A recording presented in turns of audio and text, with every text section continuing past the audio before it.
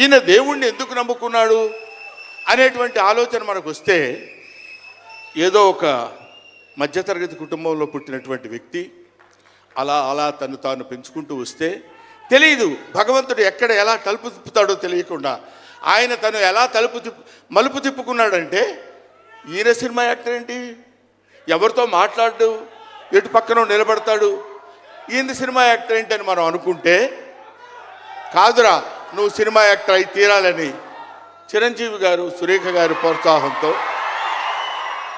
అక్కడ అమ్మాయి ఇక్కడ అబ్బాయి అనే సినిమాలో యాక్ట్ చేశాడు. పోనీ యాక్ట్ చేశాడు, అలా అయిపోయింది.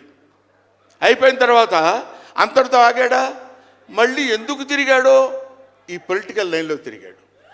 ఇది ఆయన చేసుకుంది కాదు, ఇది ఒక డెస్టినీ ఆయన నడిపిస్తుంది. అలా తిరిగి తిరిగి తిరిగి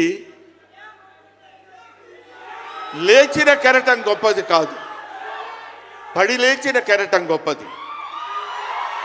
ఎంతమంది ఎన్నైనా అనుకోనివ్వండి, సముద్రం అంతా ఒకసారి ఎదురొచ్చి గుండెల మీద కొట్టినా సరే స్ట్రైట్గా నిలబడి చెప్పగలిగినటువంటి ఏకైక వ్యక్తి మా పవన్ కళ్యాణ్.